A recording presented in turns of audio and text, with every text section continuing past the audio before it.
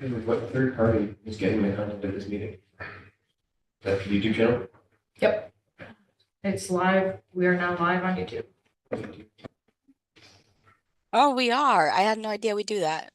What YouTube do we go on? The City of Kingston's YouTube channel. Ah, okay. And we are live every time.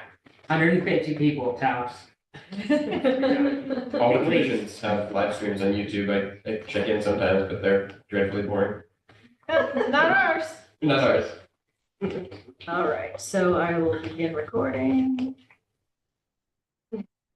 All right, I would like to call the meeting to order. It's 5:22. This is the February 26, 2025 meeting of the Climate Smart Kingston Commission. My name is Julie Noble. I am the chair and the sustainability project manager for the city of Kingston, a non-voting member on the commission. Voting members we have with us are Emily Chesson, Anthony Fitzpatrick, Kaya Huber is excused. Melissa Iachetta is remote. Her address is on the agenda. Roberto Rivera is present. Dan Smith is present. Jake Strauss, Karen Sullivan, and Cal Truman are present. Also, non-voting member Kevin McAvoy is present. And if our guests would like to introduce themselves for the record. Kat Carroll. Connor Stavis. Oh, sorry, I didn't see it on there. Go ahead. Connor Stella. Excuse me, I didn't hear. Connor Stella. Connor Stella. Got And Brian Nieves. Brian Nieves. Nice to see you. And Philip Sheldon Green. All right, would anyone like to make any public comment for the record? All right, hearing no public comment, are there any modifications to the agenda? Everyone have a copy of the agenda? Well, for a minute. Is there like a paper labeling thing under managed resources? What would that be? Thank you. All right, hearing no changes, we will move on to review and approval of the January 2025 minutes. My comments that I gave to Kevin were that Pat Carroll should be Cat Carroll. Sorry. That's okay. I was up there. I couldn't hear. That's all right. Brad Borquist and the commission members was not present to my record. I just added the word vehicle under zero emission vehicle grant. And there was a word regrading, it should be regarding. Are there any other comments or changes to the minutes? Now we need a motion to accept the minutes as amended. Cal, who in a second? Roberto? Any discussion? All in favor? Oh, I don't vote. Anyone, no? Don't count me. Anyone opposed or abstaining? Melissa, are you good? Yes. Thank you. Thank you, Kevin, for putting that together. All right, organizational procedures, membership applications and interest. First, I'd like to welcome back Roberto because we haven't seen him in such a long time. We're happy to see you and have you back healthy and It's wonderful to be back. happy, so welcome. Thank you. So first I'll just go through the current folks that were told that their terms ended at the end of last year. So that would be Melissa, Dan, Karen, and Betta. Any of you were interested in re-upping? If you, Make a reminder. okay, make yourselves a reminder. Yes, I have to. I want to. I just need to do it. Okay, great. Again, as I mentioned in the past, you will technically be appointed unless you send us a letter of resignation or you are removed from the position. But we do have, but we do have quite a bit of interest in the positions. So you sitting here as a sort of lame duck, I guess that's probably not the way to call it, but without reapplying means somebody else might not be getting it if you want. So I would recommend that if you want to re-up, please do so. That being said, we've had several applications come in. And one of them was from Kat Carroll. So Kat is here, and I would love to give Kat a moment to just speak to your interest in the commission and a little bit about yourself. So I'm Kat Carroll. I work in the sustainability and environmental policy world, and have an interest in supporting the city of Kingston in its sustainability journey. Most recently, I work at World Resources Institute, which is an international nonprofit focused on climate policy, clean energy.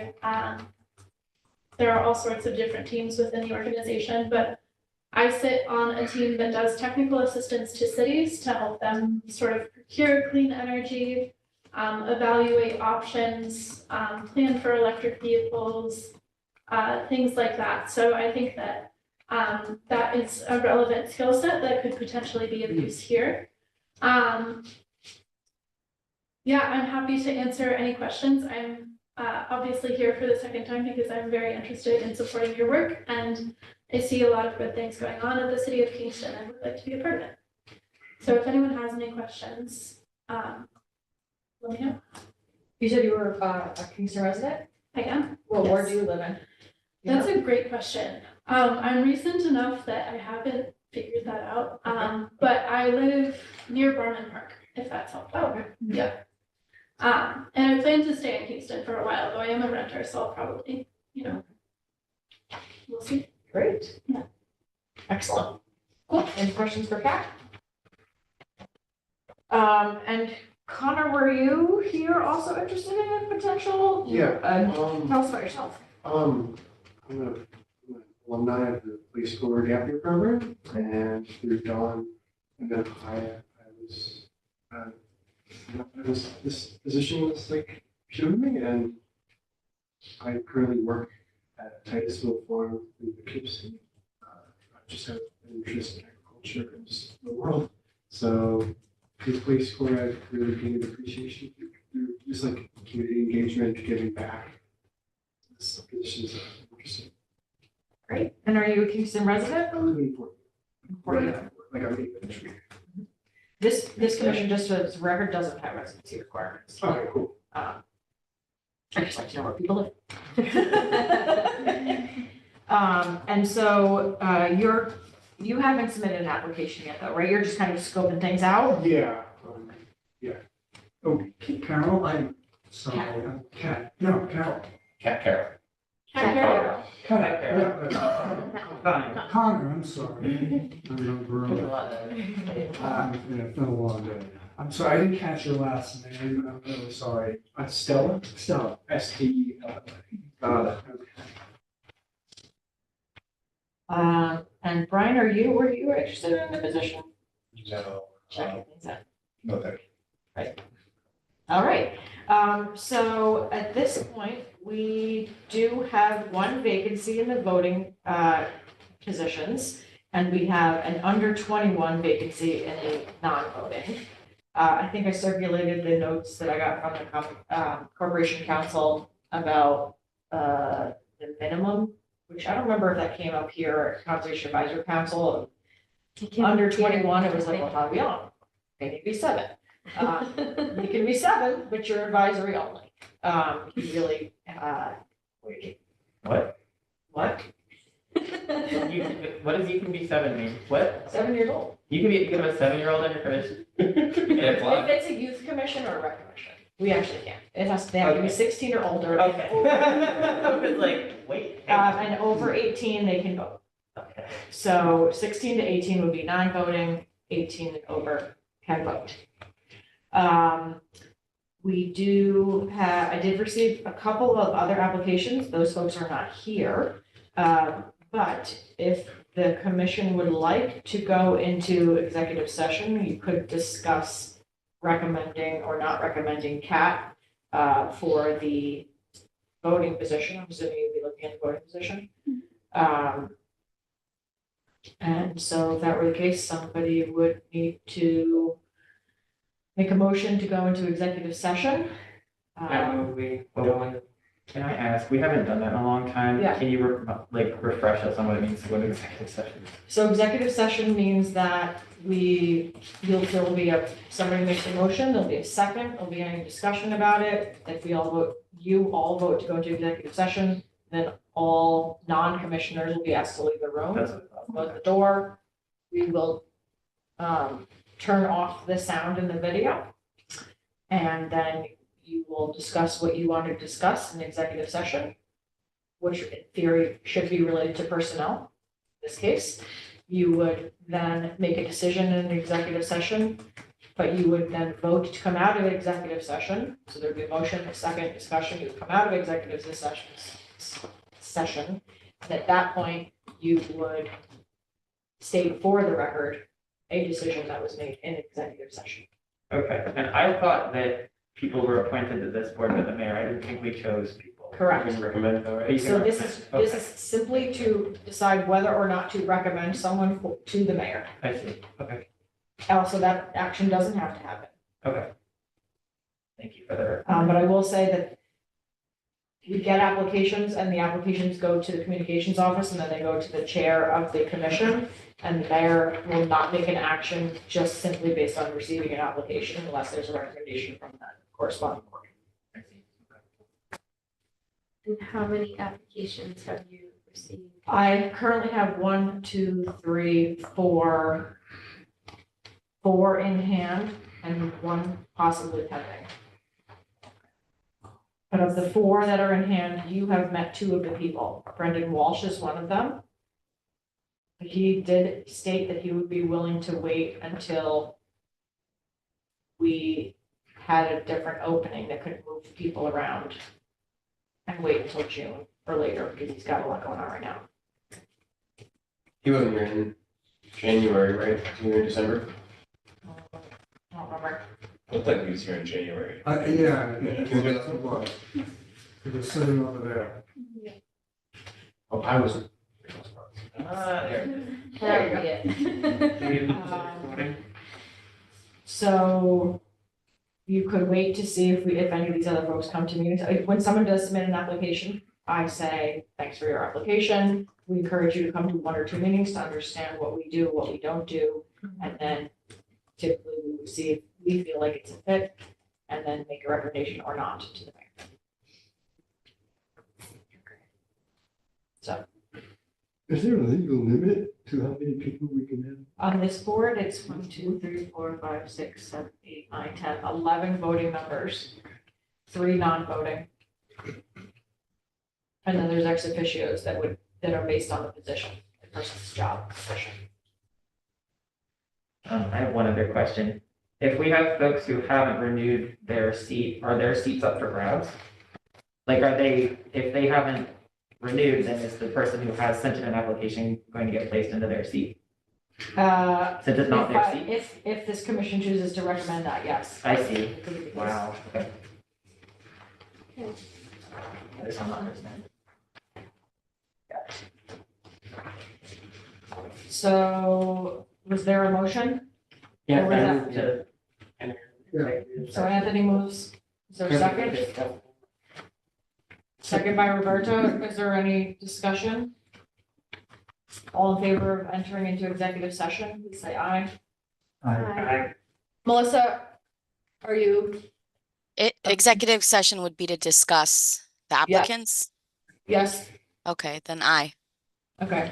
Anyone opposed or abstaining? No, but I don't think Melissa will be able to participate remotely before muting the audio.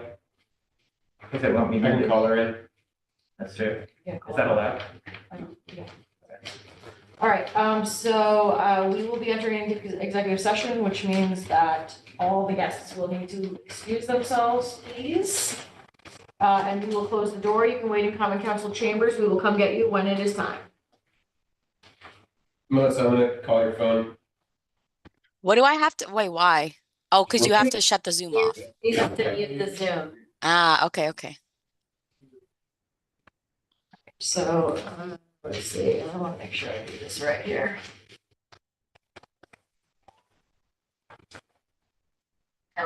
Hello, we got you.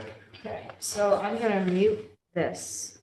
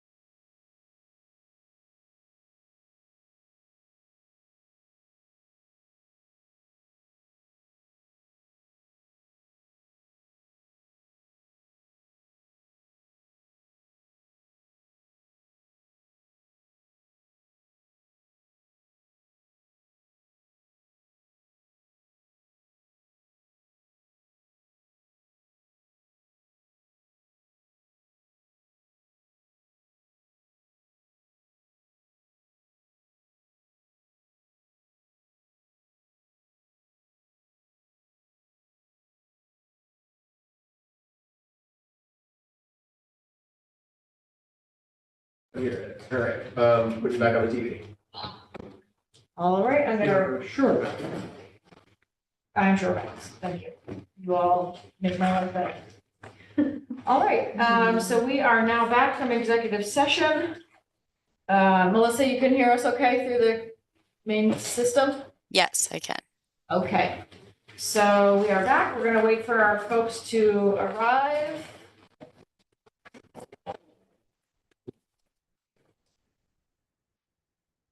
And so, we can prop the door if that's okay. Or was it get some air in here, people to do that? All right, so we had a discussion, and would anyone like to make a motion now that we are back in session? Sure, to make a motion to recommend Cat.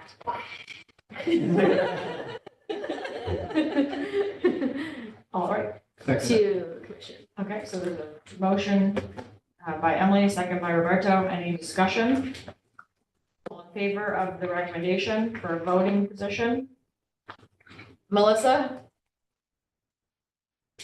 Abstain. Abstention, okay.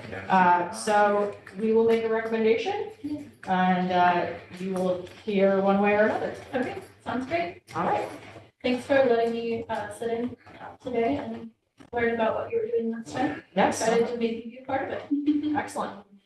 All right, so moving on from membership applications and interest to 2025 goals and initiatives. So as was very astutely brought to my attention by Cal at the last meeting, we usually spend the first meeting setting our goals for the year. If you want to, yeah, perfect, there you go. Help yourselves, there's veggie and non-veggie. Veggie, they told me has some veggies on it. I don't remember what it said. If you Zucchini, open it, I'm sure we'll be able to see. something, Here, garlic, unstacked. onions, mushrooms. They didn't say onions. They didn't. Because I would have said no. I would have said no. Well, There's no money in. onions and pizza is best if it's you're buying it. Here's pizza.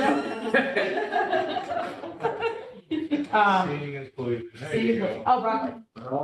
Oh, Eggplant. yes, I know broccoli, zucchini, and. That's a non-traditional veggie pizza. Well, they said, they did say, do you want our veggie or your veggie? I don't have a veggie. I've never ordered before. Never ordered for Nina? Wait, not the place right here? Right here, yes. Never ordered from them either. Well, The slice, thanks, Julia. Julia. Just leave me at least one. All right, so I don't know how we want to do this besides just shouting out ideas. I did bring a copy of the climate action plan. If anyone wants to be like, hey, what should we be working on? Maybe that's not a bad place to start. Yeah. Did we do this last year, Julie? We have certainly done it in the past. I don't know if we did it last year. I'm wondering if the climate action plan is online, so we can go through. Yes, it is.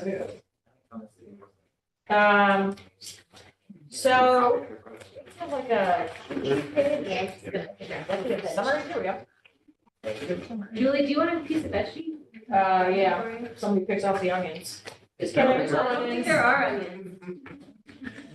Did you say onions? My body is, this also, right now. And garlic. And most foods. Very good. All right, I give everyone full permission to talk and eat. Great. Oh, you give me a napkin. Oh, there you go, grab some from Mention. Yeah. All right, so things that are in the climate action plan, of which there are 20 strategies. Okay. Achieve 100% renewable electricity in city operations. Establish community choice aggregation program. Increase local participation, bless you, in community solar. Require the installation of solar PV on new construction. We don't currently do that. Upgrade municipal buildings to increase energy efficiency and electrify buildings. Increase utilization of existing PACE financing program. Nobody uses PACE. We are absolutely not working on that at all. I'm not saying we're not, I'm just saying we haven't, and nobody uses PACE. Yeah. And benchmarks, Pace is passe. is it passe? Pace, Are you trying to make a pun? pardon? Are you making a pun? I mean, I like that. I like it. Adopts benchmarking requirements for commercial and multifamily buildings. We currently have benchmarking requirements for our buildings, not for commercial and multifamily. Provide educational and workforce clean tech opportunities. Increase utilization of existing incentives to electrify equipment and appliances. Increase utilization of existing incentives to improve energy efficiency in homes. Transition the city fleet to all electric. Expand public electric vehicle charging infrastructure. Both of those things we are working on very actively in my office. Expand bus routes and schedules. The bus is not under our direction, but could have some advisory role. Increase walkability and bikeability. Update zoning regs to support smart growth and increase housing density. That's done. Implement dockless bike and scooter program, because we know that stalled.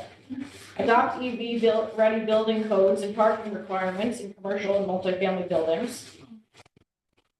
Establish organic waste collection. Done. Go. Sequester carbon through preservation and expansion of the urban forest. Totally happening. And increase local participation in community gardens. We have not been working on that at all. Not to say it's not happening, but Climate Smart has not been working on it. So is that list on the website, sorry, Climate Smart, Kingston I did website, not see it on the website. webpage? Kingston.com. I was there also, we have a NYSERDA clean mobility grant for planning for dockless stuff and all Yes, we do. that. Yes, we do. So it is sort of happening. It's not engaged Kingston. Okay. Do you want me to bring it up and share it? Yeah, I mean, that was a lot of things, so. Yeah, because maybe we could like identify, okay, what's already happening or has already happened, but that's off the table. I wrote down the three that it sounds like we aren't doing at all. Okay, It was the PACE financing, which sounds like probably not working. No. Solar on new builds, requiring solar on new construction, which may be spicy. And community garden, encouraging community garden participation, which I feel like the Kingston Land Trust is doing and like other work they're doing. We could encourage or send people to them, but that isn't something that we're doing. I put comments in on the county ag plan.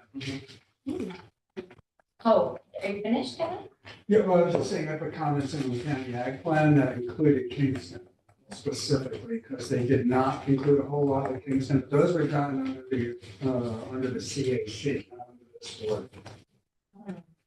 We did, I did get something in. Just the other thing to piggyback on Cal's list of things that I don't think are happening, the benchmarking that you mentioned, Julie.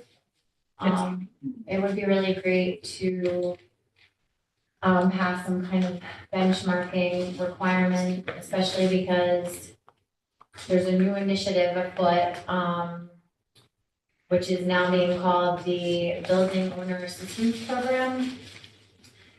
And if all goes well, it will create a state revolving loan fund that municipalities can use to help building owners decarbonize and also do the like barriers to decarbonization, the deferred maintenance stuff, and kind of create like an aggregator that would partner with the municipality to bring together like financing and the contractors, and it would be, and the fund would be able to tap into the bond markets, and so it would like access tons and tons more money and would cost much less to the homeowner.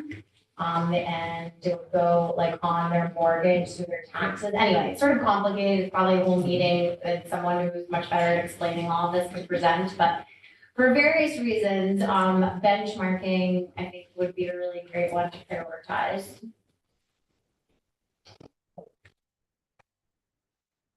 Like a performance standard. With more like a performance standard. Sorry, more than just benchmarking. Have y'all talked to the Hudson Valley Regional Council? I know that they're doing some stuff with cities in Westchester about building performance standards. So that might just be an interesting conversation. New Yeah. New York City has building performance Yeah. standards. Local A law large 97. I think they're, Oh, really? they got like some big federal grant, last year about, setting forth, working with the cities to set forth either benchmarking programs or BPS. I'm not sure which it was, but I think it was benchmarking programs. Okay, so I've heard benchmarking and I've heard solar readiness. I'm sorry, what are the other things, Cal, that you said, because I was. Oh, the PACE financing, which I don't think, Okay. and then community gardens were the things that you were like, mentioned, but I don't think we have anything about. So it's not necessarily that like, let's do that, or like, we aren't doing that. On the solar readiness point, anecdotally, I can't speak to what the specifics are, but having installed a little bit in the area, my understanding is that it is more onerous to install solar in Kingston than in the surrounding municipalities. Like the permitting process is more difficult than in some of the surrounding area. Even with the unified solar permit? I don't know. I don't know if it was before or after that. So I think it would be worth us doing some recon with people who install in the area and saying like, hey, how has the process been? I think that's something we could do this year to say, okay, we've done some work on this. The municipality has changed the permitting process. Is it good now? Also, like, this is beyond solar and I don't, but on terms of like heating and cooling, like I know even just from like a residential perspective, getting the building permit for installing our mini split and our like was troublesome. And I don't know, I feel like if that's a focus of the carbon for the climate plan of like helping city businesses and residents decarbonize their heating and cooling systems, I don't know what the permitting. Without using Process. people's names, are you able to say what was the biggest issue? Did it take a long time, or was it not clear, or? Oh, it took a long time and it was not clear. We are in a historic district, which I think made it more complicated. Historic neighborhood. Yeah, you'd have to come before one of my other boards. And I felt That's like, and it standard. could have been on our installer too, like, maybe they needed to do a little bit more support to the homeowners to make it clear what we needed to do. When was this? How long ago was it? Last summer. Because we did do a clean heating and cooling campaign where we had like a lot of people do heat pumps at the same time. But I also know that there's a lot of things happening, especially since the zoning code update where the building department is very overwhelmed. I'm not trying to make it a Yeah. justification. Yeah. I'm just putting it out there. Yeah. Okay, other thing? I know we successfully implemented a municipal composting program. Is there any reason to, bring that up as a priority for like taking the next steps, doing a curbside one or whatever the next steps are? Curbside's in the works. Okay, We're hoping to launch it in the summer of next year. amazing. I'm almost signed my name on the bottom line to be, I didn't know we had those hot peppers. Where'd those come from? Is that in your bag? I brought them for the occasion. Are you serious? Wow, good thinking. I saw them all of a sudden appear and Oh I'm my like, gosh. My kind of girl. Okay, now we're talking. Hot sauce in the bag. I cannot believe you did that. That's awesome. It's the teacher in me. I hear somebody saying something in the chat. Somebody was up to dang.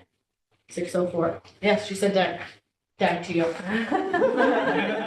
I'm jealous about the hot peppers. Probably would have been good for my throat. Yeah, but you wouldn't need to choose pizza. That's true. Right. It's not vegan. There's no vegan. There are some places that have vegan pizza in town, but. Yeah. I don't know about 440.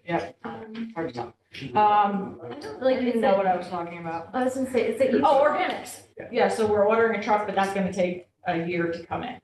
So it is in the works, it is funded, we have strategy. The trucks? Phase two, The trucks you just said? all of that. What, the electric trucks or the biodiesel?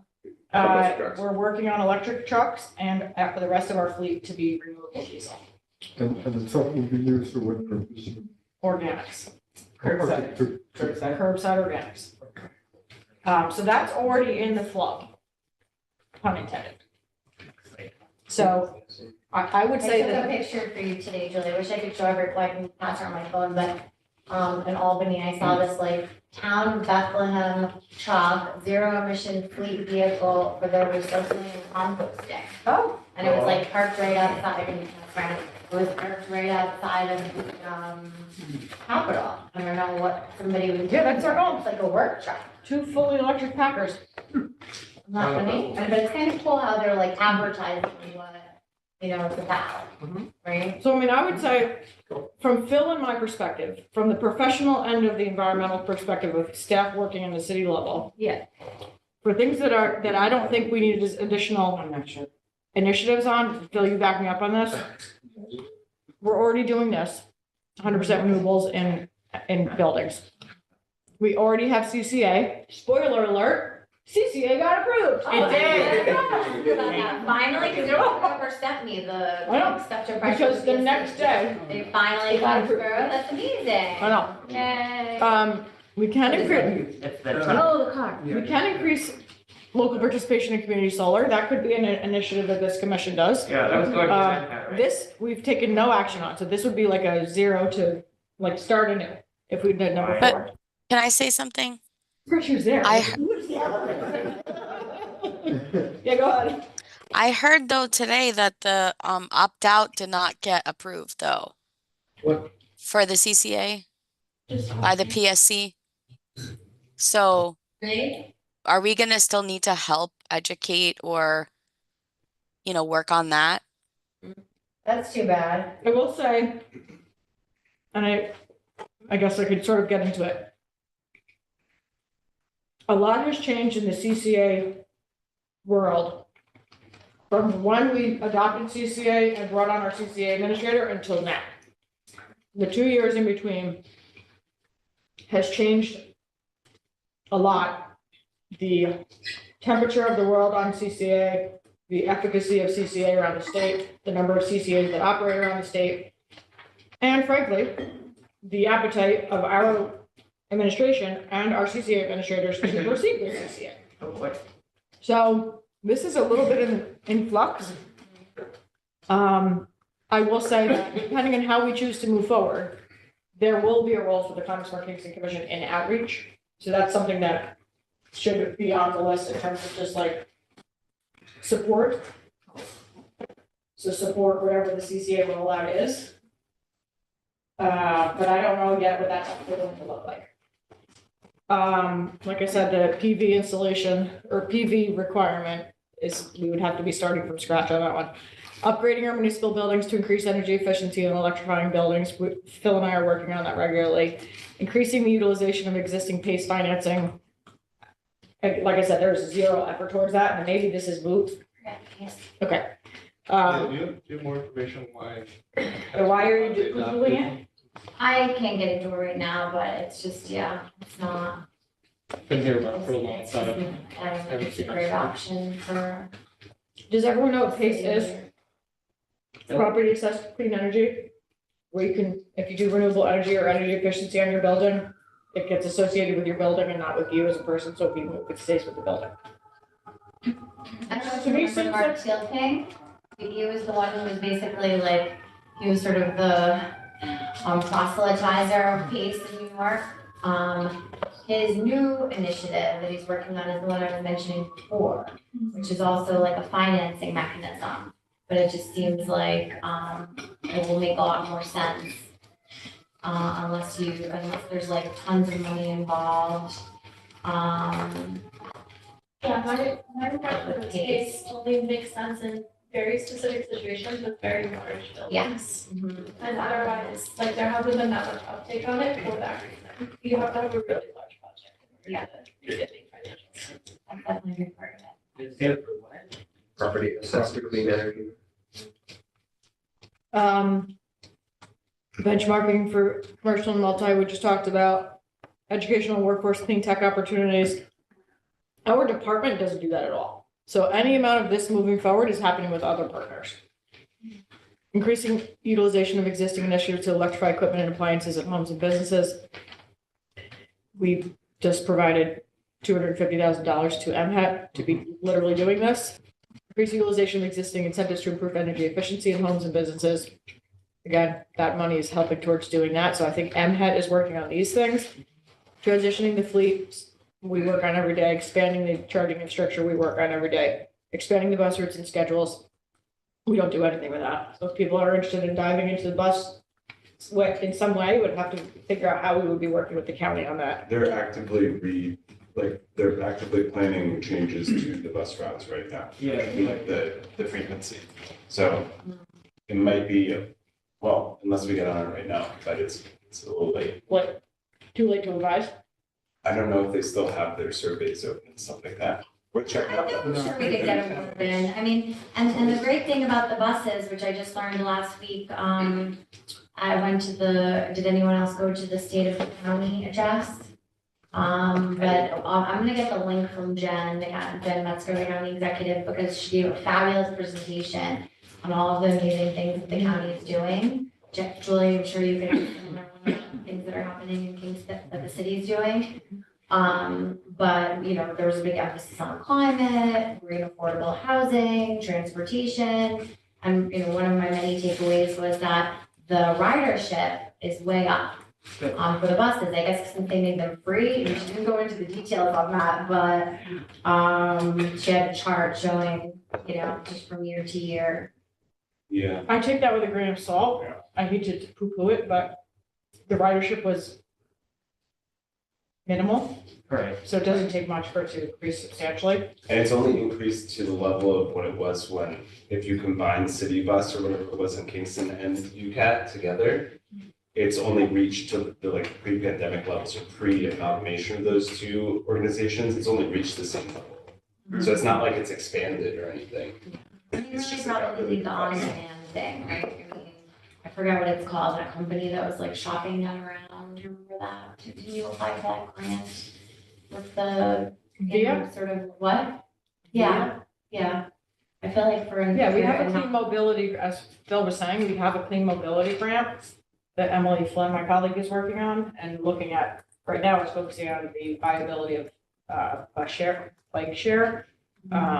But the county ended up applying for the VIA, that grant that you're talking about, and I don't know if they got it. I'm sure they got it. Yeah, maybe not.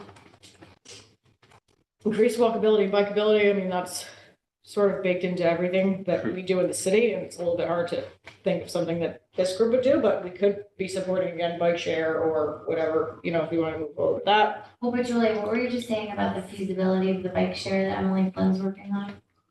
We got a clean mobility grant, and as part of that, she's hiring a consultant that will be looking at doing a bike share program here. This grant is really good because it's a two-step grant through NYSERDA, where the first step is within 6 months, these contracted consultants are supposed to come up with a plan for us. And then immediately from there, we can apply for the next stage of the grant, which is like up to $3 million or something like that to implement whatever the plan was, if the city is okay with it. Well, yeah, I mean, it would be good because the last Earth Fair, we had a little mini campaign where we got people, remember, to send a message in support of the bike share. Yep. Now here we are almost a year later, and like, I don't know if there's anything that this commission could do to like support the process that's now underway thanks to the grant. You might be able, I wonder if you might be able to do something because it's such a quick turnaround for the planning stage of the grant, they only account for 2 outreach sessions to collect like public comment on what they're thinking about doing. And Emily and I have separately talked about like trying to up that and giving them whatever content we can provide, but like maybe. We could host an co-sponsor an outreach session. Yeah. Okay. That's something we could do that's very practical and doable. Okay, great. And where's information about this? Like if I wanted to go to one of those sessions, where would I go? Who do you tell me? They just had the first meeting was 2 weeks ago. Or no, sorry, last week. But that was the internal consultants with Yes. staff internal. Yes. There hasn't been any public I stuff. see. Yeah. And it would be likely that if it isn't already, it would be a page on Engage Kingston. And probably in the mayor's newsletter and stuff too. Yes, for sure, if there's a public component, yeah. It'd be nice if we could promote that after Earth Fair this year. Right. And be like, this is under what you should come, there's a flyer about it. Totally.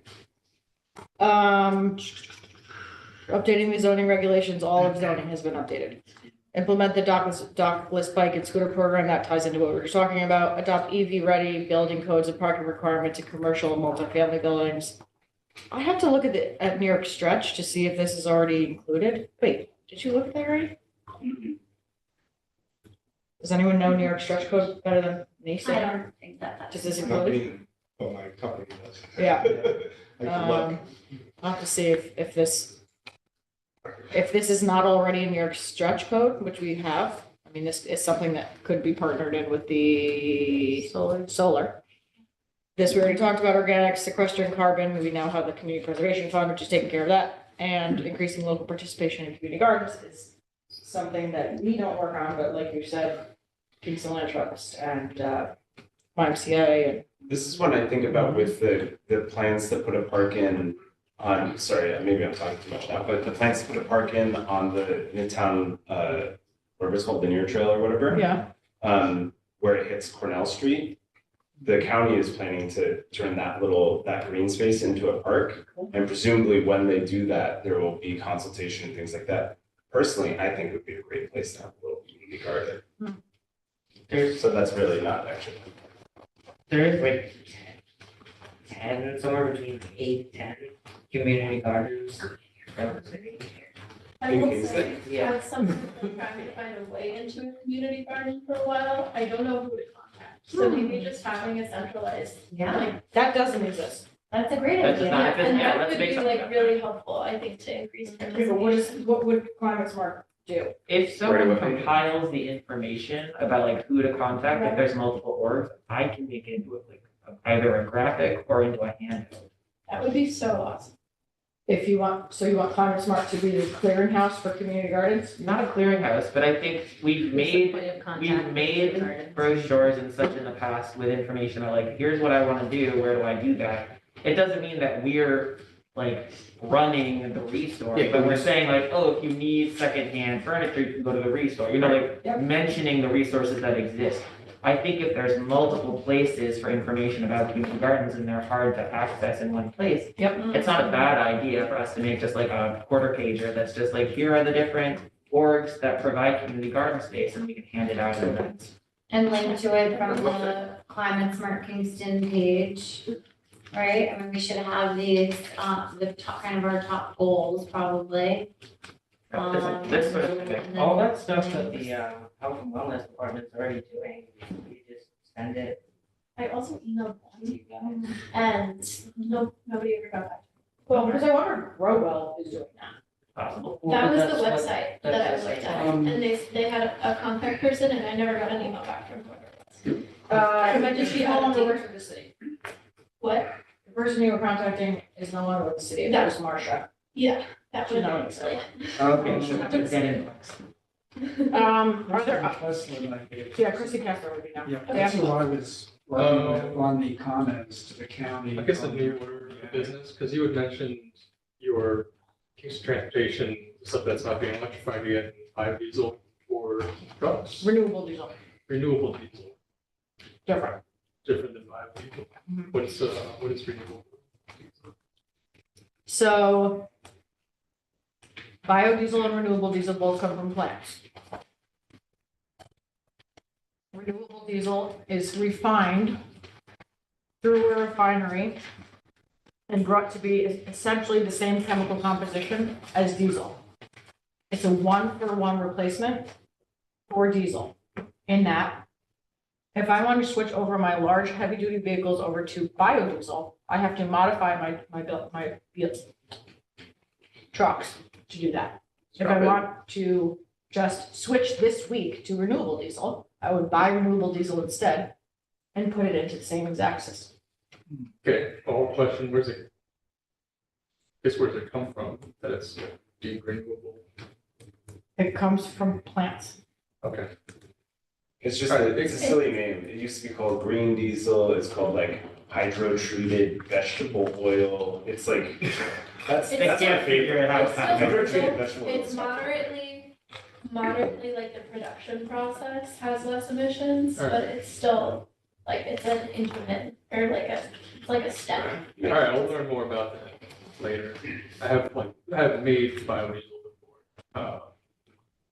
Where? At Bard? Yeah, there was some interested students about 10 years ago. Cool. Built a shed. As a Right as soon as reference, they graduated. New York City's entire fleet of 27 to 30,000 vehicles, sedans, 2 heavy vehicles, 100% of them are on renewable diesel. As is their ferry system, and they're working on other systems as well. Good, we have heating. So then a thought for, I guess it sits somewhere under clean electricity supply, maybe that should be clean energy and decarbonizing. Since City of Kingston's already comfortable with CCA, which is bulking electricity supply for its residents. Perhaps the folks or the households that have fuel oil that maybe can't afford the upgrade or switch to gas or are comfortable with their system, rather than keep buying from the fuel oil vendors. If Kingston has a hookup on renewable diesel, which is the same as fuel oil, it's just one's died, put into a car for tax reasons and one isn't. Is that something the city of Kingston would be interested in?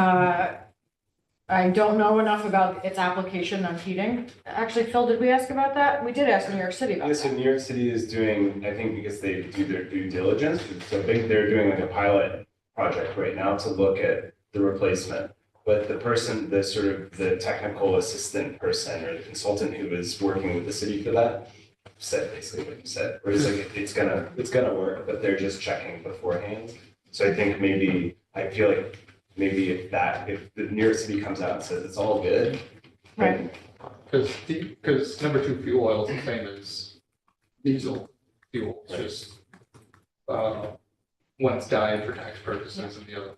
I mean, the So thing I about think it's the- out of self-interest. One died? What goes into your fuel tank at your house or building is dyed, but you could siphon that right into your Died? Dyed, like the. dye, color. like it's The dyed color. red. The So that color. if somebody wanted to, because you could not pay the taxes on it by buying a bunch of residential fuel, number 2 fuel, put it in your diesel truck.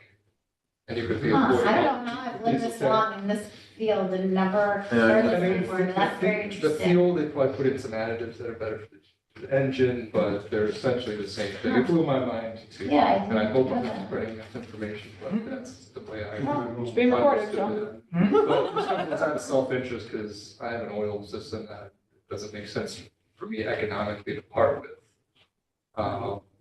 That I would totally do biodiesel or renewable diesel.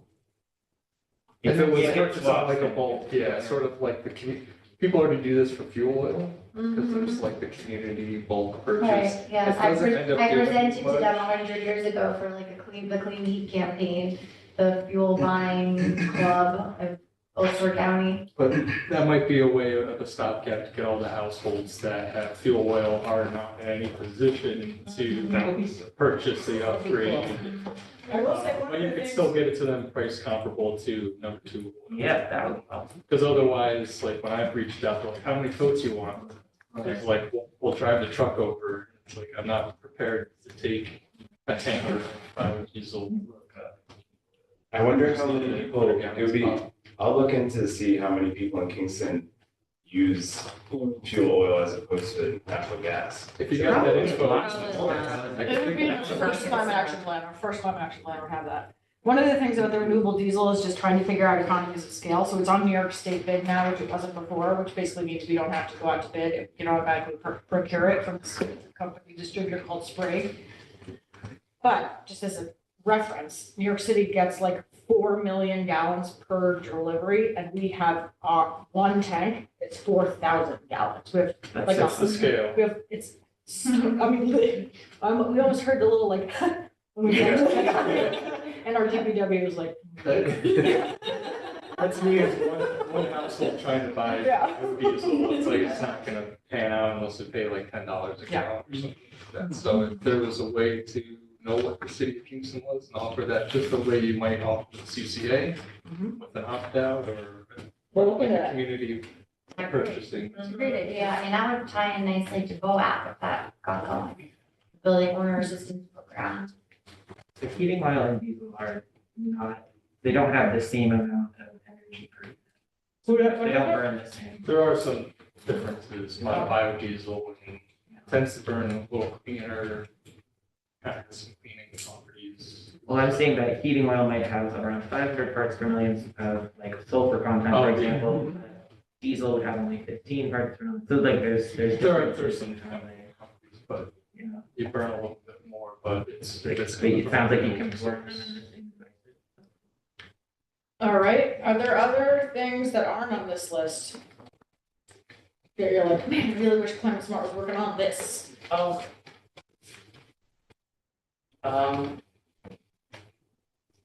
Education and awareness, Or what? the Eli Island effect. The heat island effect, okay? Is that a thing here? Well, so, yeah, I mean, I guess if you gotta throw a whole bunch of thermodynamics, if you have a building in the middle of a grass field and it's like 90 degrees, compared to whether you had a parking lot around the building that was like 120 degrees, it's gonna take, it's gonna heat up quicker and take longer to cool down. So if you put something like, synthetic, turfs and athletic fields, you're still looking at like with temperatures way higher than blacktop, and that takes time to lose its heat and This is a really, sorry, building gets above, what is it, 90, 80, 90, I don't know, something, they gotta send everyone home. I used to do this for work. I had a job for the New York City pool roofs one summer where we did reflective white roof coating on the roofs of multi-unit buildings in the city of New York. And the difference on a 90-degree day between the black surface and the coated white surface of the roof could be, 30 or 40 degrees. But, and if you have a big building and you've got your HVAC equipment on the roof, you're pulling in the air for the air conditioning, you'd much rather be cooling 100-degree air than 140-degree air. But I don't know, can we see the map? yeah, so again? just stating, just a quick data set, which is currently on our city website /NRI or Natural Resources Inventory. In 2019, we worked with the Rainman Lab at the CUNY Advanced Science Research Center using land surface temperature data from NASA's EcoStress satellite. And they put together, I don't know why it's so skewed, but this land surface temperature map showing, So you've got a couple of hot spots. Uptown and Midtown. That's not like terribly hot.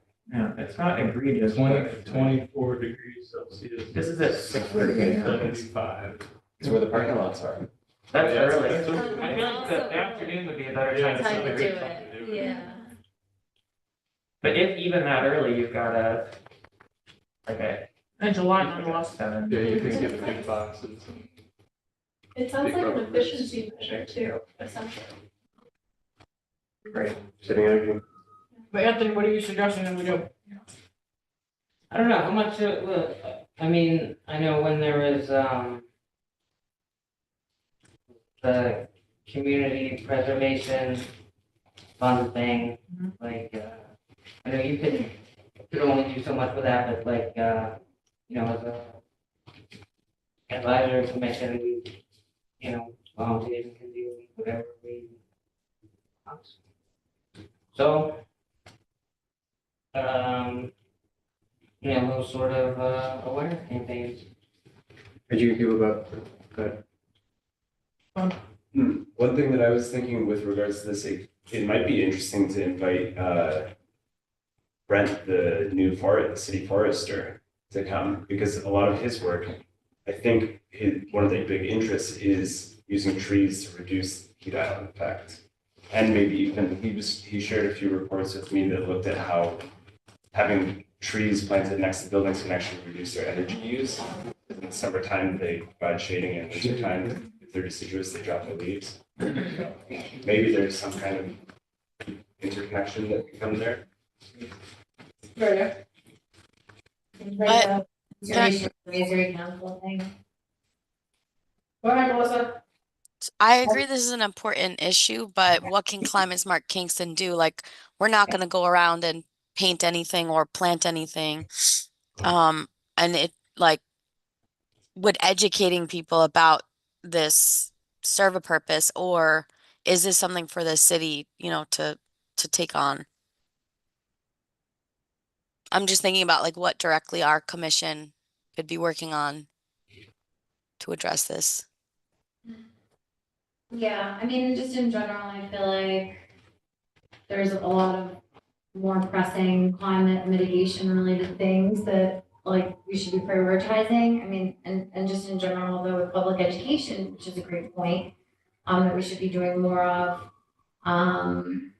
Like when you go to the Climate Smart Kingston page on the city's website, like it really needs to be updated. And I know that like now things are sort of shifting and people are supposed to use the Engage Kingston website, but really if someone like Google's like Climate Smart Kingston Commission, like the city's page comes up. So, I mean, I would think a great priority for this commission would be to, freshen up our page, have resources like we're talking about, that relate to our goals that people can access. I mean, one thing we might even want to do, Melissa, can you hear me? Yes, I can. Yep, I can hear you. We could do like a version also of that brochure that we did, the climate action brochure, but make it sort of very Kingston oriented, to match the goals, right? That's the kind of education I think would be most useful is things that are directly relevant to Kingston residents in the event of a heat wave or a power outage or a flood, right? Here are the cooling centers, here are mutual aid resources, right? Here. All of that does exist. We have a kingston-ny.gov/disaster preparedness page. And there is information about the heating and cooling centers on there. So perhaps promoting access to that information. You could link to it, right? You could have a climate resilience like link or something, or extreme weather readiness could be one of the, things, and you link to that page. So it could just kind of aggregate, and have promoting the things that are in our climate action plan, with relevant links to people, people of different interests, right? Some people would love to know about the repair cafe. Some people would love to know about a community garden. Some people would be very excited to find out about community solar or, electrification, right? And what the city is doing, on all of those, which is very exciting. We already have like an education agenda item. Maybe we just have to say in this meeting, we commit to enhancing our online presence, enhancing that landing page, enhancing our social media, and because we can talk about a million topics that are priority, but if that goes back to us just being better at educating on them or being knowledgeable about the resources that exist, I think that's the crux of what we're saying.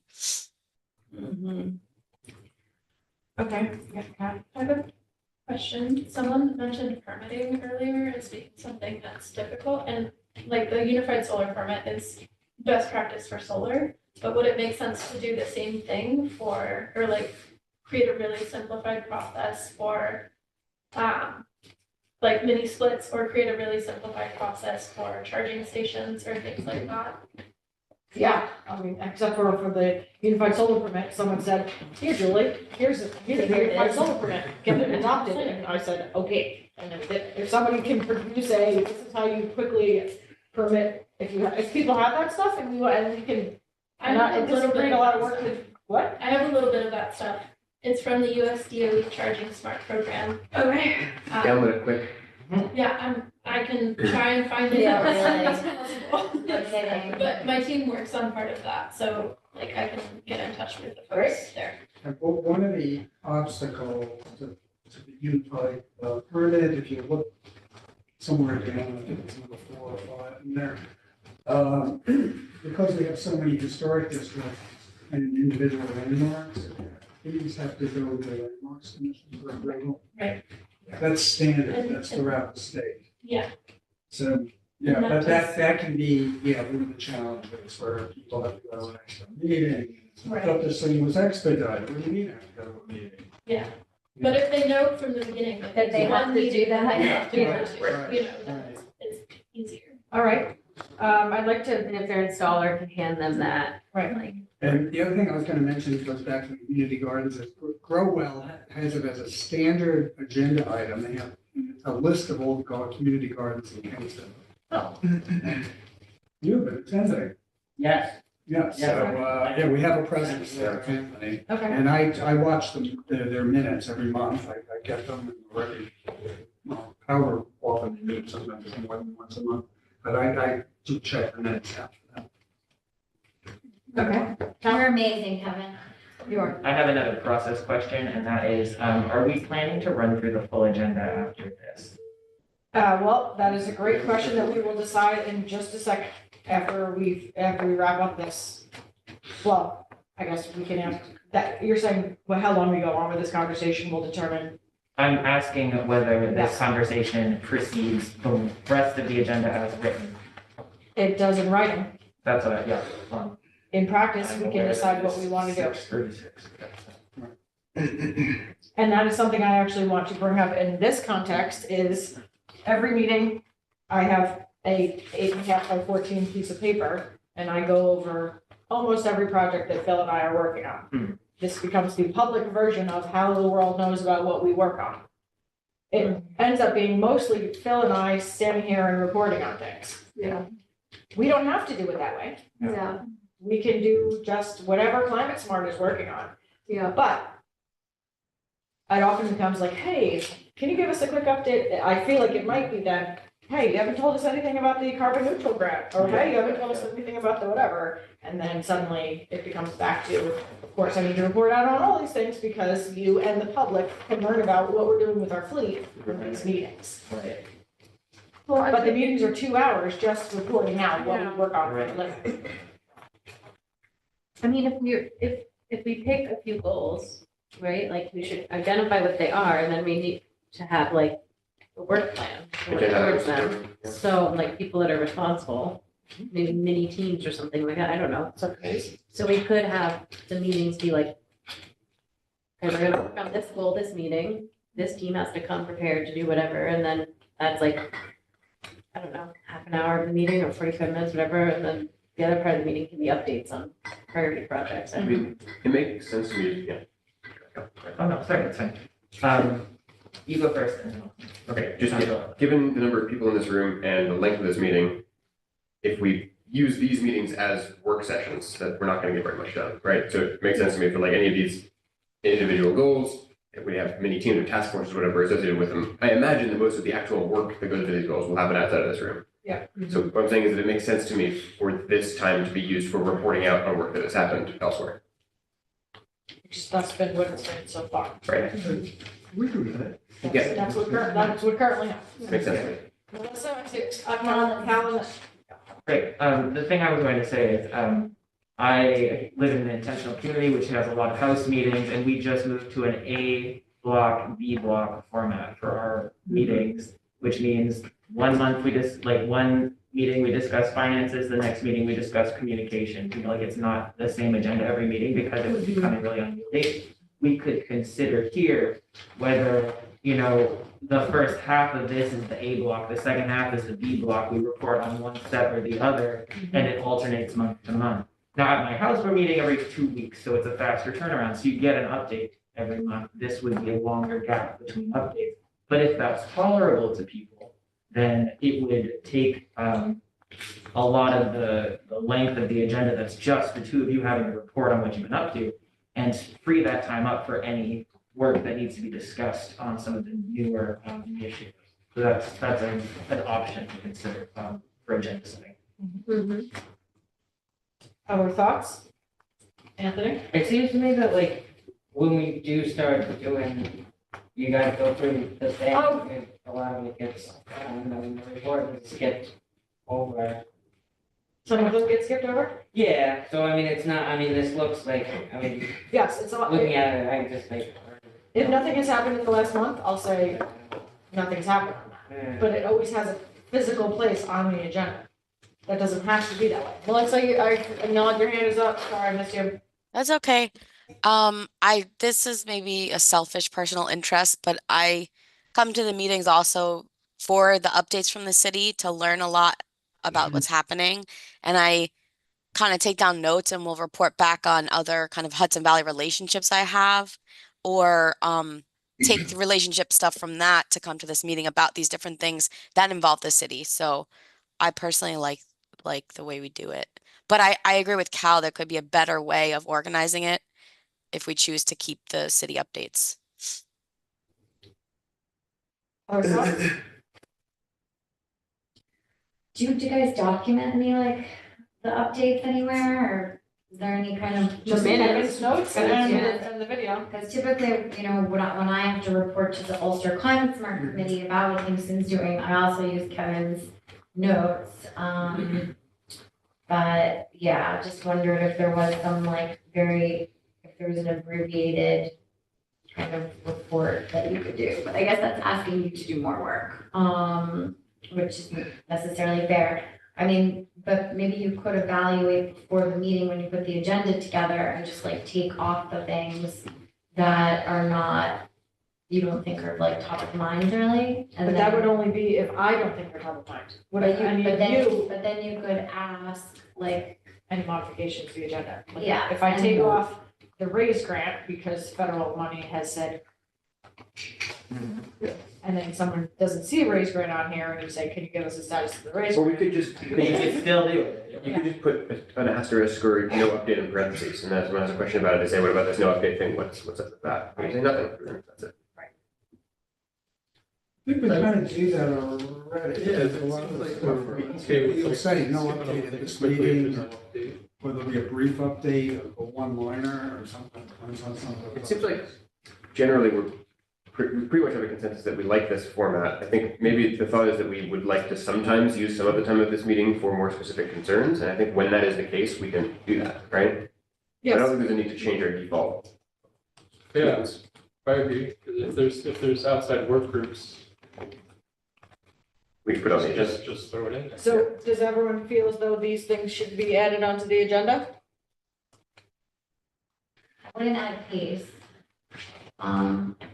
And But some other financing mechanism, the community gardens, it's not necessarily something that this group is gonna be working on, right? We're just gonna be someone's gonna be working on aggregating like a list of the community gardens that exist. I don't think that has to be on like every agenda. right, that'll be part of that.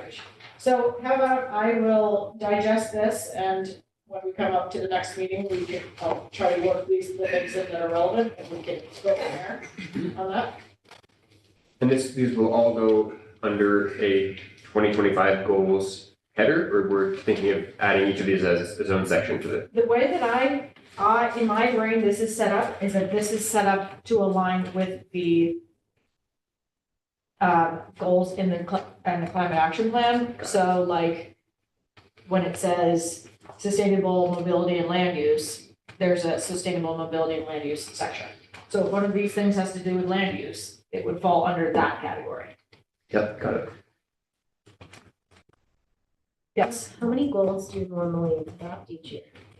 there's no normal. Okay. And there's also no one holding anyone's feet to the fire. Okay. All right, I'd like to move on from this. So is there any other discussion with 2025 goals and initiatives?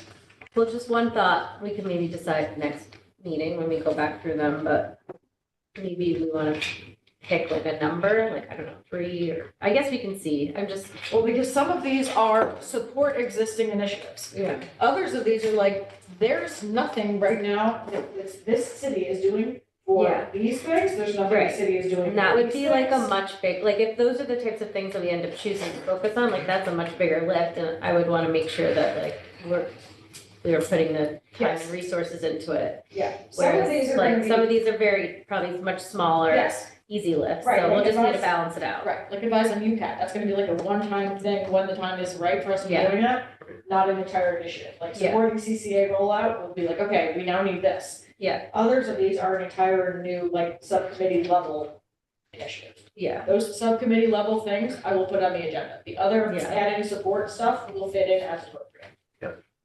Yeah. Yeah, Melissa? And some of the things the city works on and just asks us for like letters of support every now and then. Okay. I think what I remember from the past though, Julie, is at these meetings, or once we do have our regular agenda, then we gotta go around the room and say like, well, who wants to be on this subcommittee? Who wants to be working on this? Right? So like not everybody is working on everything that we come out with. So I do want to remind us of that and make sure we put that on the agenda for next time too. Or we can do that right now. Well, if we don't know the final list yet until. Okay, so I will clean this up and at the next meeting, we'll hone in more on like what the deliverables will be and who will be working on it. Is that okay for folks? that sounds great. Great. Yeah, Thank you. I think we kind of need a little bit more homework. Since like sometimes it is so much reporting and I think it's useful because you get to hear all the cities doing that, everybody can make their connections, but sometimes we could be doing more homework to produce deliverables. Like, I agree with that. benchmarking thing, like what is that? A couple people can go meet, do some research, bring it back, report to the rest of the folks what it actually is, what would that mean? Gladly, if you've got city data on fuel oil households, like Oh, I just got do it. some preliminary math. It's 18% of households. You got it right? Yeah, 18%? yeah, according to whatever that census. Interesting. I would have thought it'd be more. I thought it would have been more too. Maybe it's 18 plus or minus 18. Central Hudson's been pretty busy with. 18% oil? Yeah, 18% is delivered fuel. yeah, exactly. The big one is natural gas. But gladly, if you shared that, if you reverse the math and do reverse greenhouse gas on what kind of impact that would actually be, what kind of. Totally. That might just be a one-off report. We want to go farther down. Okay, Emily? I just have one other idea for the goals. I think last time we met, we were talking about energy storage and resiliency of the Andy Murphy building, and I don't remember all the details, so it was like, maybe that should get looked into again. So I don't know, maybe we want to put in something there, because I don't think energy storage is in the Is battery storage? battery storage. That's currently on here, but Right, but is there a Oh, goal, like a- like a in other goal, words- like, I don't know what the goal necessarily is, but if there's anything, to support the city in thinking about where energy storage, battery storage installations would be helpful for resiliency, or if there's enough homeowners who are trying to install, or businesses trying to install batteries, that could also be a permitting thing too. okay. Yeah, I think that's like an outstanding topic, because there was sort of verbal hearsay that City of Kingston wasn't supporting battery storage with the permit, and did anybody figure that out? Go down to the building permit and talk to them, and get their. I will say that we're currently moving forward with the project at the Andy Murphy Center without storage.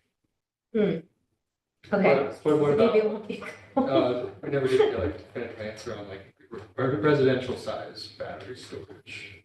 I'm sure there's more and more people that are interested in that, and then I've heard, like when you got bids for the Andy Murphy Center, there was a note on one of them, that, like Kingston doesn't support battery storage yet. Oh, no, that was from resolved. that was from a consultant or a contractor. So Right, yeah.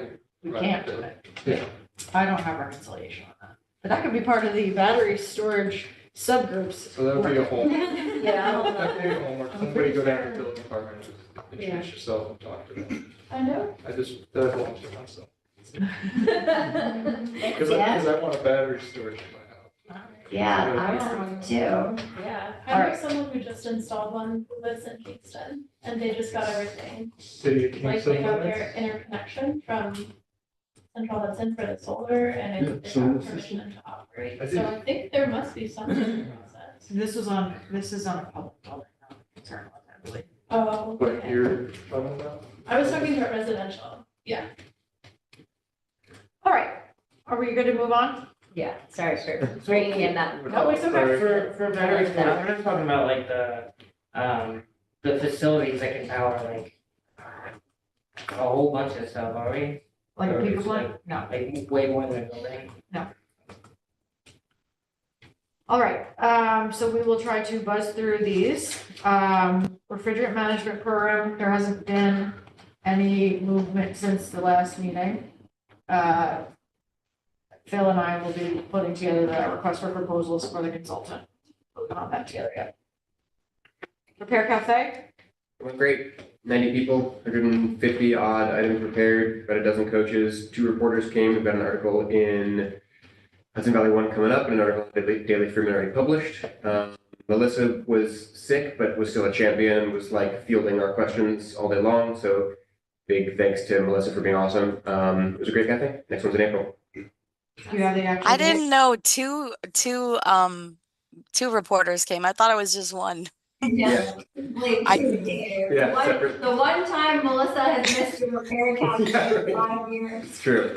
The date of the next cafe is April 26th, and moving forward, we are aiming to set the cafes on the final Saturday of every other month.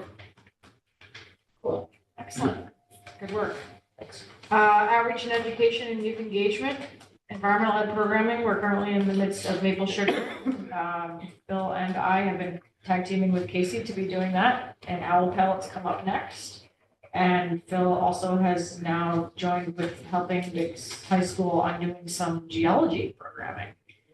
And Sojourner to the state park, so that'll be a new part of our repertoire that we haven't done before, but Phil has a geology background, so look at that. Earth Fair planning is going wonderfully.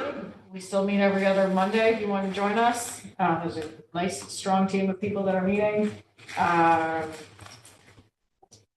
Right now, the big push is sponsorship, so something that we really need to do, Climate Smart, is continue to push sponsorship. Karen, I want to thank you and your team for your support.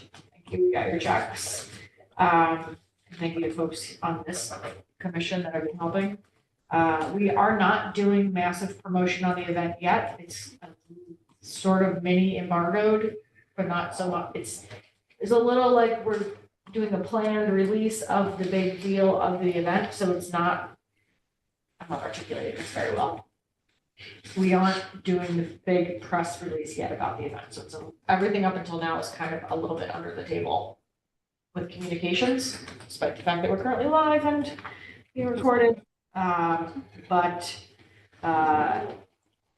So what I'm saying is we're not putting it on a big thing, an event on Facebook or anything like that yet. But if you know folks who may want to sponsor, we are gathering sponsors and vendors as we speak. Did you Can I send just, commission sponsored deck out to people? I can, we shared it. I'll share it. We can share it again. I do want to say we extended the deadline for sponsorship. So originally it was this Friday, but we moved it till the 14th of March. So checks would need to be to Julie by March 14th. can you reshare And- that? Yes, I can reshare. And Cal, Emily contacted all of your contacts. Emily's been taking the lead on all of the outreach for sponsorship this year, so thank you for that. We have a few people that have signed up, but it's not anywhere near what we need for all of the money we need to make this happen. So if you have connections, let us know. Probably 15% of the way towards our goal. Yeah. Ew. And A lot of those you're in-kind. looking for sponsorships from businesses, is that right? And they have to be within Kingston. Nope. And we have sponsorship packages. The nuanced part of this is that city staff aren't able to seek sponsorship in our role, so this becomes a good role for other volunteers. But yes, there are sponsorship packages that include getting on the banner, getting a print, all different things. Happy to divvy up follow-up if more people want to get involved. Yeah, we do. Anyone else have anything on Earth Fair that we need to discuss here? Just that I forgot to put the like nice information spreadsheet, but I can give Oh, it to that's you okay. today. 'Cause I Okay. have it. Okay. So, No worries. do that for you. Yeah. Great. Building decarbonization and electrification. I did get the update from NYSERDA on how they would like us to proceed with the carbon neutral project. And they want us to move forward with the design phase of what is in our contract. So we'll be working with NIPA, continuing to work with NIPA to advance through design, and they will select a sub to be working on that. And we will be focusing on essentially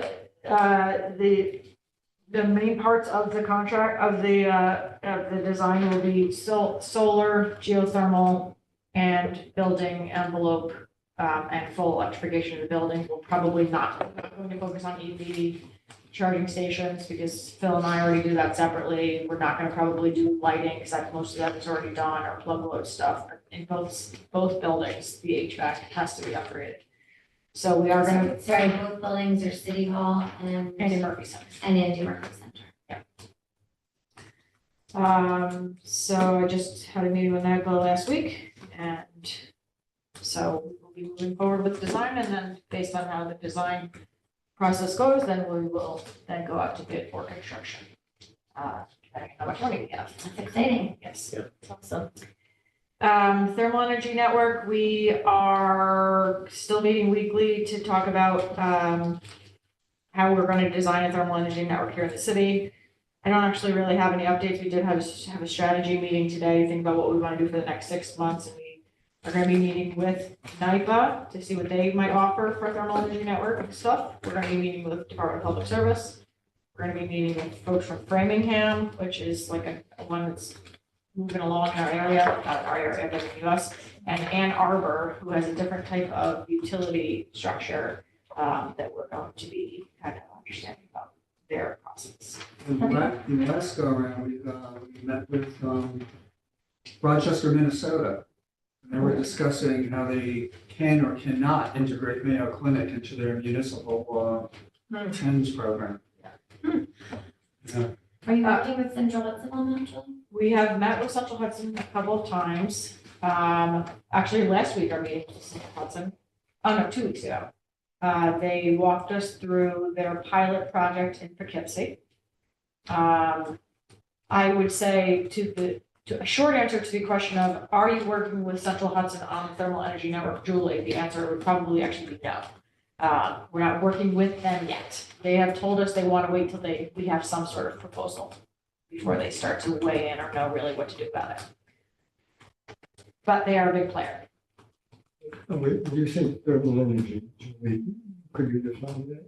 Yeah, so we're actually just having this discussion today because the call we were on with folks from Rochester, they call it all district energy. But we were talking about whether or not in reality there's a difference between those things. And then other people call it combined heat and power, but there are nuances to those things. So That usually involves gas. right, well, or electricity. There's a lot of different things involved. So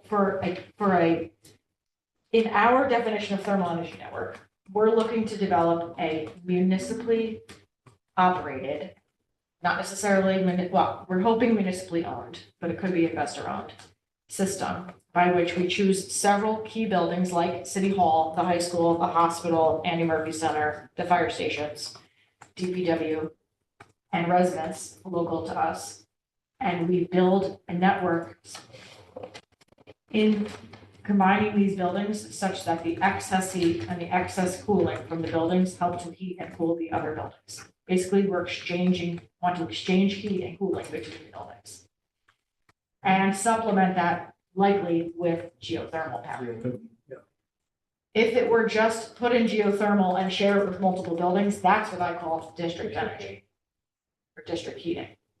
But in this case, thermal energy network, in my definition, is that you are taking excess from one and sharing it with another. Okay. In doing that, it's complicated because if we just do it with our own buildings, that's one thing, but we need to be able to have enough excess heat and excess cooling to be able to help heat and cool the other buildings. And then you have to transport it. Right, but if we were to involve like the hospital, which has a lot of operations going on, or the different hospitals, or a factory of some sort, or a wastewater treatment plant, which has massive amounts of excess heat that they're off-putting, or a underground cave system that has a solid temperature all the time, then we may be able to tie into that. But things like that aren't right here in Midtown. And we don't have control over the high school and the hospital and the college. I have control over our buildings. So we've been meeting for almost a year, weekly, with communities around the US to understand how they're doing their thermal energy networks and how we should do ours. But we're talking millions of dollars. So, and the key to all this, Like tens of millions, like probably like 85. close to 100 million. And the key to all this, though, is to then also divest from fossil fuels. And to do that, if we were to put like a connection on all these residents here, everyone would need to agree to be part of the thermal energy network, or we would still have to run the fossil fuel network. And so, and then it becomes like, how do we operate this? Do you operate it like the water department and you get a separate bill? And like, how do we not tax the local, taxpayers on this? Who pays for the infrastructure upgrades? Do we have an investor? There's a lot of things that are involved. And most thermal energy networks take like 6 or 8 years to put together. Troy, we've been talking to, Troy is in the middle of working on a long process that they've got going on. So the carbon neutral project through NYSERDA hinted at we should be getting a thermal energy network as part of that. This is sort of happening tangentially to that. Funding hasn't really been put towards thermal energy networks. So that came out of the geothermal sort of. Yes. Yeah. All right, by the way, we did also submit a grant to the CGC, Coalition for Green Capital, through their municipal investment fund through phase 1 to work on some technical assistance for thermal energy networks. So we'll find out in April on that. Municipal solar installations. I walked the site at First Avenue yesterday. I have my final survey for the land. There's 1.26 acres of land, but about an acre of it, 0.99, would be available for buildable space for ground mount solar. I submitted my paperwork today to the planning board because although in theory I should be exempt as a city property, I've been advised by Corporation Council to go through all of the standard planning processes. So we were going through all the approval processes, including having to get a wetland permit because it is proximate to a wetland. So I'm hoping to go out and go through the permitting and go out for design this year, and it will probably be construction for next year. The land is all graded and prepared essentially for an install. I have to go through all the paperwork first. Yeah. Also, I keep getting word from my other solar installer that they keep getting denied on their interconnection agreements, which makes me upset, and they haven't told me why. But they are trying to still do the installations at the Rondout Neighborhood Center and the pool this spring. So we have our fingers crossed that will happen. And I've gotten all the approvals through the Common Council to do the solar installation at Hasbrook Park. So now I just need to move forward with going out for a bid for design for Hasbrook Park. Will this solar farm or the city's solar farm, will that be connected to the grid? The one at First Avenue, there are no structures there and there's no demand at all there. So it will be connected fully to all of the city's accounts. It will go into the grid, but it'll be allocated to the city's municipal accounts. I don't have anything on battery storage besides I did just mention that we decided to not move forward with any battery storage as part of the scope at the Andy Murphy Center or here. CCA, as I mentioned, was approved. We're still working on what that looks like now because the CCA climate has changed, as I mentioned before. When you say it's changed, is it like it's not as, people aren't as supportive of it anymore? Yeah. And the problem is right now. It's not as effective as they thought it was gonna be, or? I think it's not as effective and there's other ways, at least our administrators saying that there are other more effective ways to hit the same goals. I'm not sure how that is the case and we're still navigating that because to me, an opt-out program is like Yeah. pretty insta, like you're instantly You're into getting renewables, like how do you hit 100%, except for doing CCA, but Melissa? So I heard an update today that it's also not as competitive right now. There was something like municipalities can buy from Brown Power from Central Hudson cheaper. That they mentioned specific like cents. I didn't write it down. But I don't know why that is. Is it because maybe the market's saturated or something? I don't really understand it, but I heard like economically CCA is not as like viable as it was. And the one that is trying to get off the ground with, I think it's through Power Market in another municipality that is moving forward. They're having that issue with pricing. So Okay. And some, I guess, additional context was, I'm sure you guys heard about this, but a couple years ago, there were multiple CCAs that kind of had to shut down. Yeah. And I think it's the very like same issues are continuing, like just the market forces and pricing just don't work as well as they used to. Yeah, and it's also very complicated with most people not loving Central Hudson right now, and then like trying to figure out a new billing system and people being able to differentiate between what's happening with the new billing system and not thinking it's Central Hudson. There's a lot of nuances to it that we are still trying to figure out what to do. There's also the movement to make energy public. Power authority, yeah. And also in light of that, how would that interface with CCA? And is that likely? And what would be the timing of that? All of those things. Not anytime soon. Not anytime soon. All right, so solar siting report. So Phil and Brad have put, and so help from me, have put an incredible amount of work, months of work into our municipal renewable energy implementation plan. I sent this to you earlier today. Yeah. It is 60-some pages long. It is well more than what we were asked to do by the county, but we Yeah. decided to jump in with both feet. That's really. And we would love people's feedback on it. It is not for public consumption yet. So you have been sent a draft that is not for public consumption.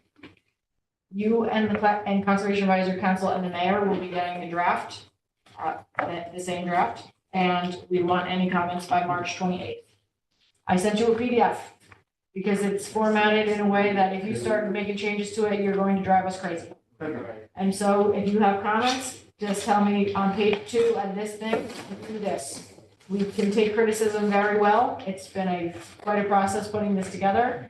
I want to, for the record, thank Phil and Brad for the unbelievable amount of work that they put into this, in their writing, in their research, in their data analysis, in their research ready. This has been a very large part of what Phil particularly has been working on for months. You want to say anything about it? No, it's got a lot in it. It's a very broad overview, I guess, that's what I would say about it. And it was a very interesting experience for me. Thank you so much.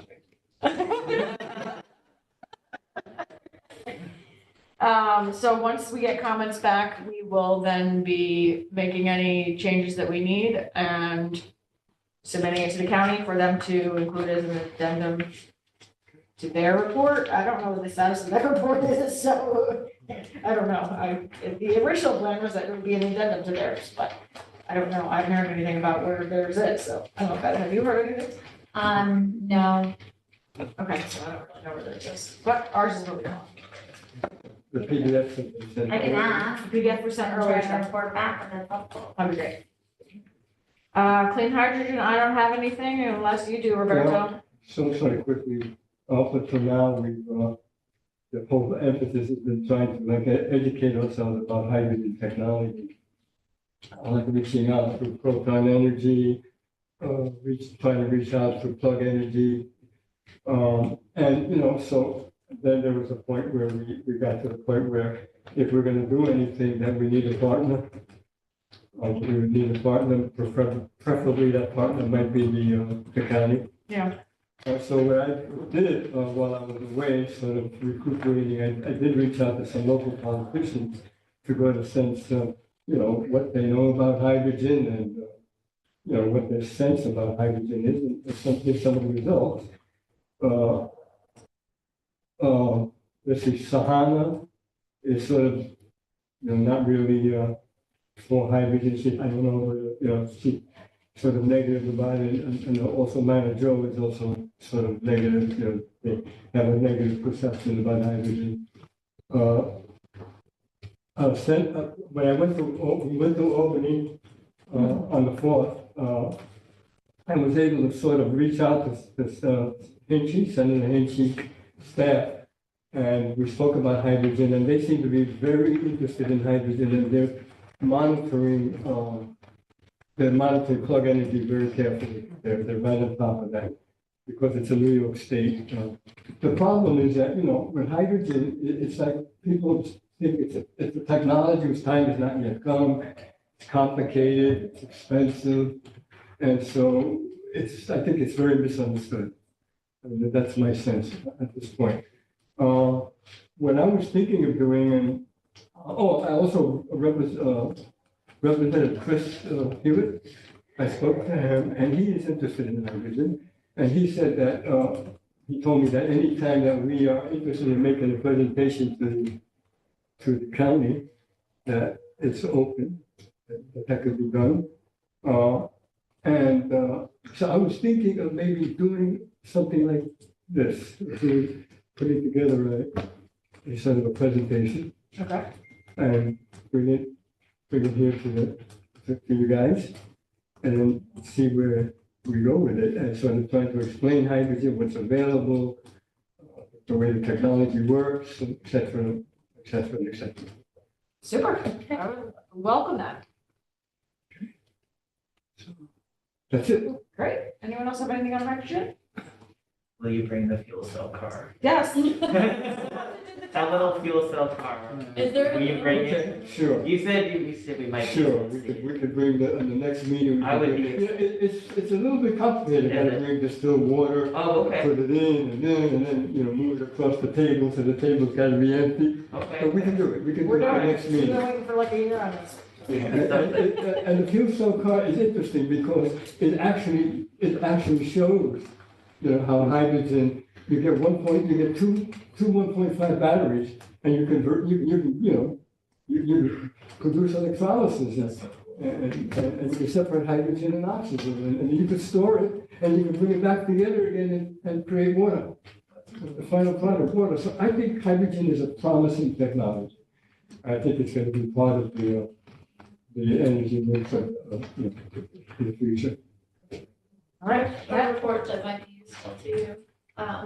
I'll give you my email later, but there was a really interesting report that my organization did, not me, about the most beneficial climate uses of hydrogen and like what it should actually be used for, and whether it's like shipping or transportation or industrial uses, et cetera. And so that might be of interest as you are putting together your. Yes, because there's a lot of confusion about green, turquoise, what is blue, some. Yeah. CO2 And then, like, capture. end uses, Yeah, right? and usage. So, And then there's a lot of controversy about the use of water. mhm. Whether, we'll be depleting some of our fresh water supply, utilizing hydrogen. So, a lot of questions. All right. Very good. Thank you, Roberto. Anything else on clean hydrogen?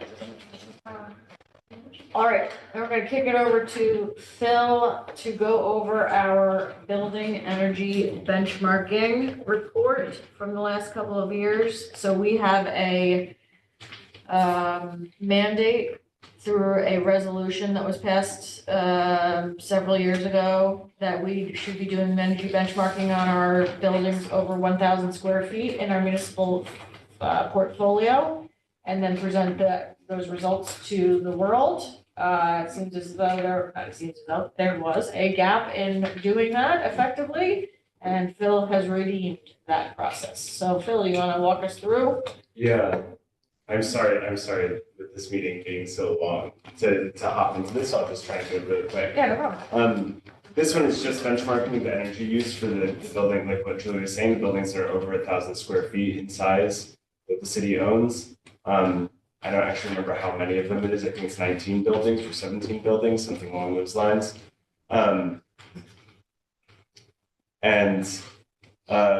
It's just a series of charts that show on the left axis and in the bars, the electricity use per month, per year. So they're colored based off of the year.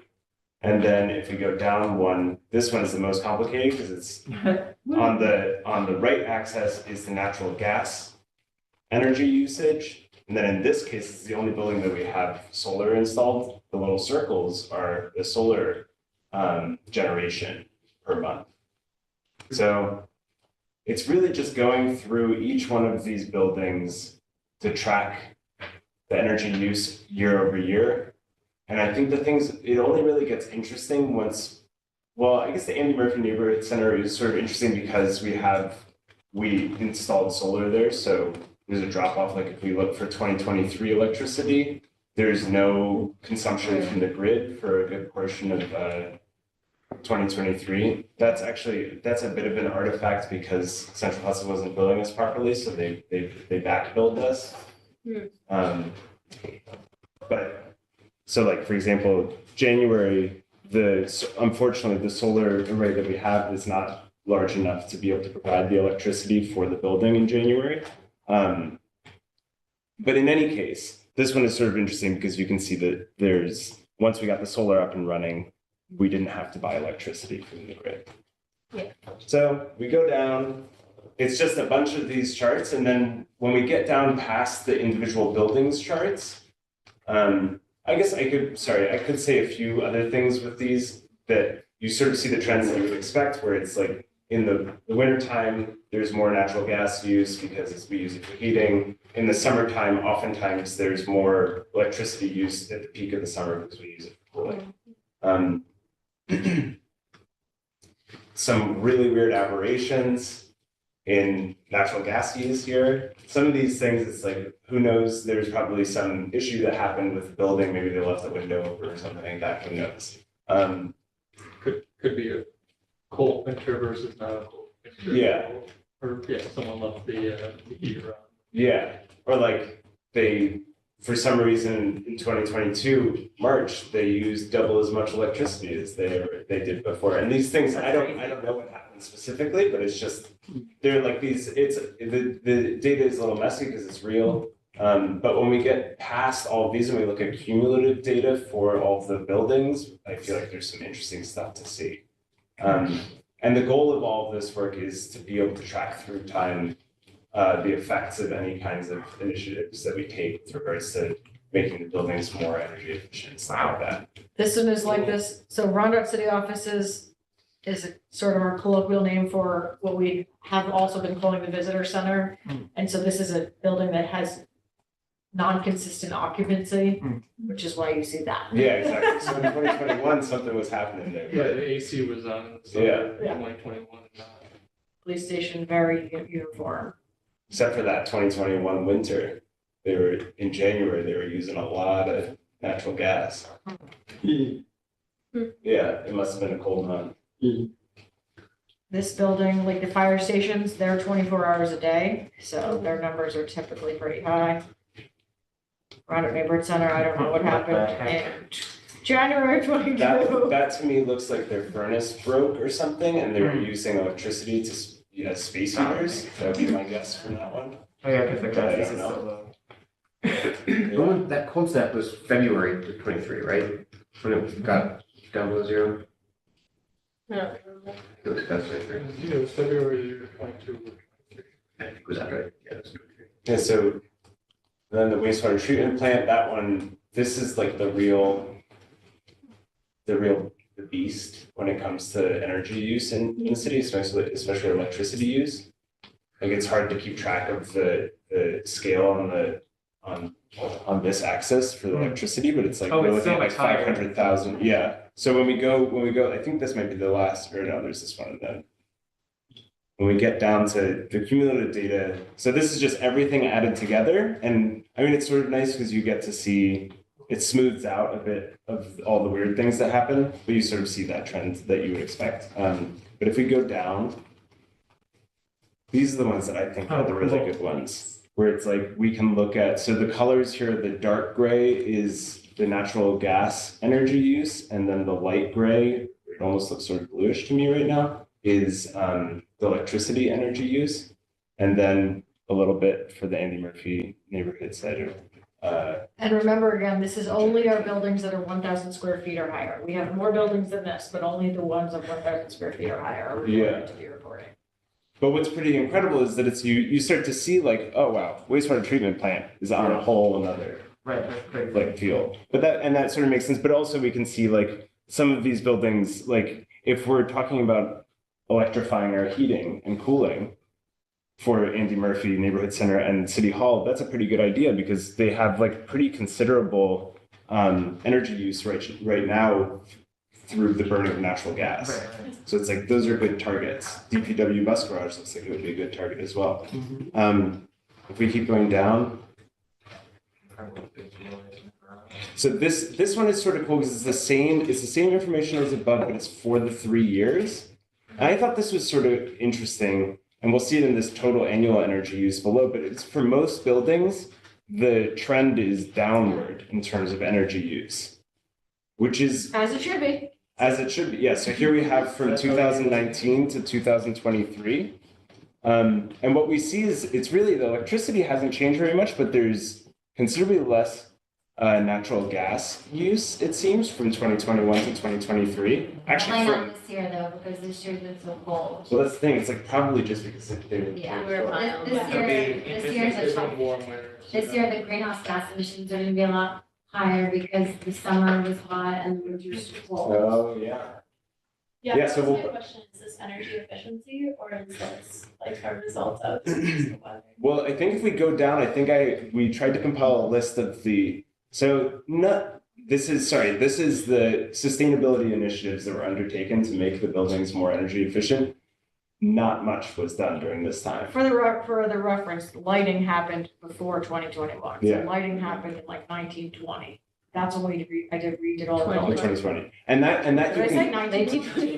2019 to 2020. That's what I thought you meant. it was 1920. And you know what, you kind of sort of see that. If you go up just a little bit,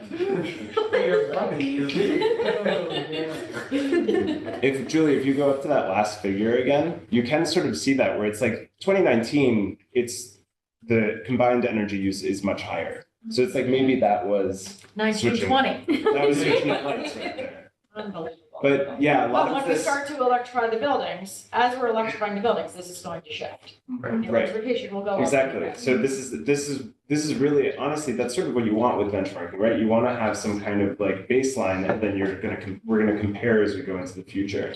Yeah. And I started to look to see if I could pull up something about average temperatures and things like that to see, but it did not work. It was not good.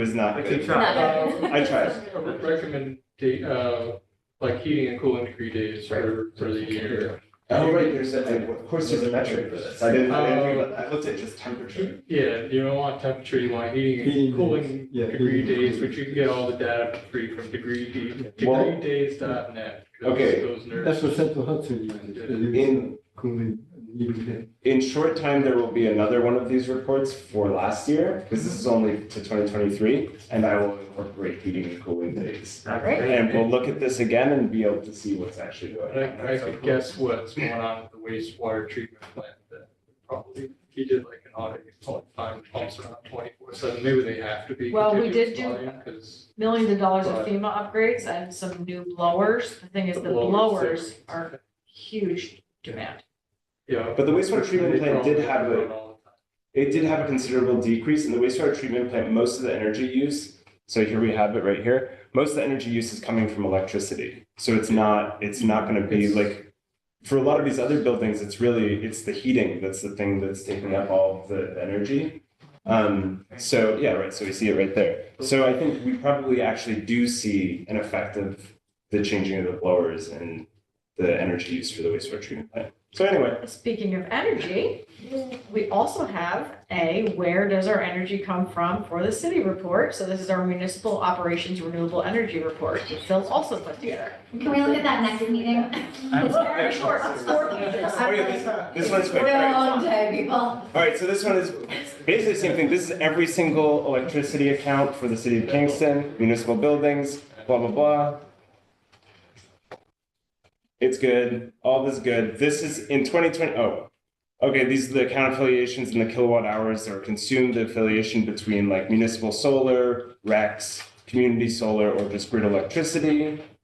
And then we have in 2023, 73% of the municipal electricity that the city of Kingston consumed came from renewable grid electricity and RECs. And 27% came from non-renewable grid electricity. There you have it. And expect one of these for this year coming soon as well. All right, very good. Thank you, Phil. Phil, you would be really helpful, What? like, all the information on the city's, transition to electricity. I know we've seen that at least last year, you know what I'm talking about, right? Yeah, like there's like a charge point audit or something like that, like a report that was about, yeah. You know, Yeah. You want to know? With, like that, is that something that we get? You did that one, or Ellie did the last one? Ellie did the last one. Yeah. Yeah, I can do one. Phil's like, Okay. Well, just done not doing all this report. I still don't actually, to be perfectly honest, I still don't know how many vehicles the city of Kingston owns. Don't say that. Sorry. You are being recorded. But yeah, I'll totally do Exactly. that. I'll do that. There's no. You have to have a pen. Off the top of my head. The electrical, The city knows. electrical and gas usage, was that for heating? Or the electrical was for heating? Or was the electrical for everything that they use, like lighting and? It's for everything. So it's like each building, all of the energy that it's using. Okay, so you just weren't looking at heating by electrical, but you were looking at electrical usage for all of the Yeah. aspects. Yeah. So it's really just about looking at the energy use. Okay, because the gas is primarily for cooking and heating. Yeah, totally. All right, thank you, Phil. In an effort to truncate the rest of the meeting, I will give 2 quick updates unless you want me to chime in on something else. 2 quick updates. One is on the Community Preservation Fund. It went into effect on December 15th. We've gotten our first check, which was for the month of January. December, there was no money that came in because all conveyances of property that were already in contract were exempt, which means in January, anyone who was in contract also at that point was exempt from December. But so far we've raised $4,056.46, which is amazing. Just sitting here, now gathering money. We closed on Kingston Wilderness property and we are beginning to look at others. And the Community Preservation Advisory Board is going to be appointed in March. So keep an eye out for that. The other thing I wanted to just quickly tell you about is for Kingston Organics, we're about 55 tons diverted, and we had found out the last time that the international folks that came to visit us, one of them started an organics program in their community based on ours, and it was Bolivia. Daniel from Bolivia started an organics program in Bolivia because of inspiration from Kingston. You guys should plan a family trip. Yeah. Let's do it. Bolivia, we're coming to you. Beautiful country. Everything else you can get updates on the next time, unless someone else wants to know something specific. So, Great. Go ahead. the food systems policy thing. Yep. Was gonna be like a separate, its own task force, I hear that they're calling it or whatever, but it's just another subcommittee. I was thinking that that's one of the things that we can contribute to that.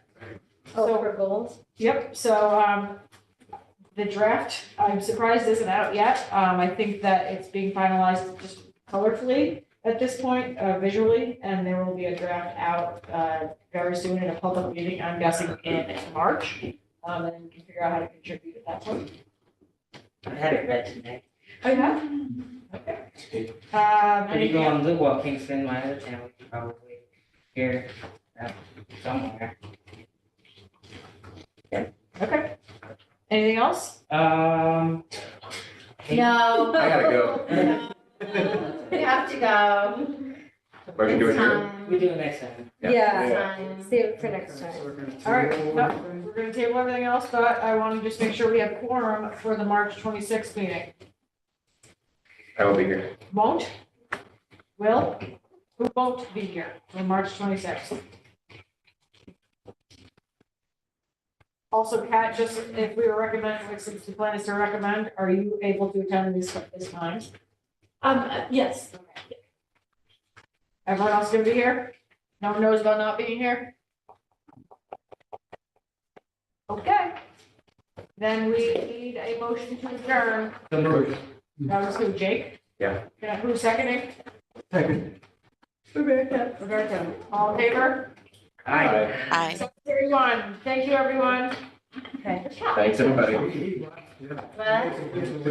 Yeah. Oh, yeah? Bye, Melissa. Thank you. Bye.